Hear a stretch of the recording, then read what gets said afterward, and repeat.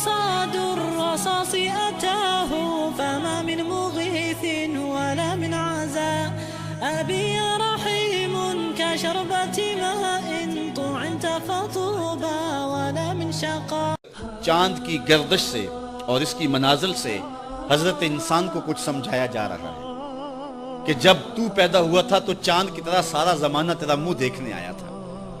تو بھی اس وقت لوگوں کی توجہ کا مرکز بن گیا تھا اور پھر منازل طے کرتا رہا، اور جوانی کی دہلیز پہ جب تم نے قدم رکھا اور تو بدر تمام ہوا، جب شباب کی بجلیاں تیری آنکھوں سے ٹپکنے لگی تو پھر تیری نظر کا خمار بھی کئیوں کے دل لوٹتا تھا، کئیوں کی نیندیں اچاٹ کر دیتا تھا.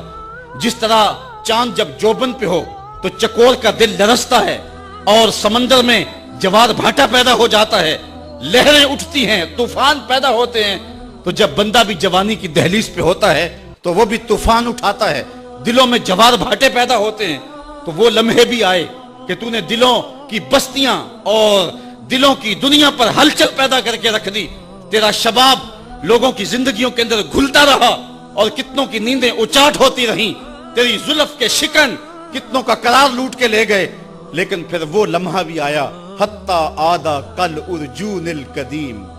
پھر بوڑھا ہو گیا، پھر تجھے کوئی دیکھنے بھی نہیں آتا، کوئی تجھ سے اداس بھی نہیں ہوتا، بچے بھی کترا کے گزر جاتے ہیں.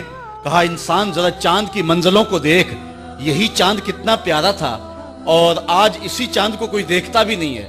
بچہ جب پیدا ہوتا ہے تو اس کی مسکراہٹ دل کھینچتی ہے، اور جب بوڑھا مسکراتا ہے تو اس وقت جو ہے لوگوں کی توجہ نہیں ہوتی. بچے کی زبان جو ہے وہ اڑ اڑ کے جب بولتا ہے تو اس کی توتلی زبان کا حسن دلوں میں نکھار پیدا کرتا ہے. ماں بھی بلہاری جاتی ہے، باپ بھی صدقے جاتا ہے، بہنیں بھی جو ہے وہ قربان جاتی ہیں. تو بچے کا ٹوٹا لہجہ اور توتلی زبان خوشیوں کی ایک لہر ہوتی ہے. لیکن جب بڑھاپے میں فالج کی وجہ سے زبان میں لکنت آ جائے، اب توتلا پن پیدا ہو جائے، اب زبان اٹکنے لگے تو بچے بھی مذاق اڑاتے ہیں. ایک لمحہ وہ تھا کہ زبان توتلی تھی تو حسن تھا، آج لمحہ وہ گیا کہ حتی آدھا کل ارجون القدیم.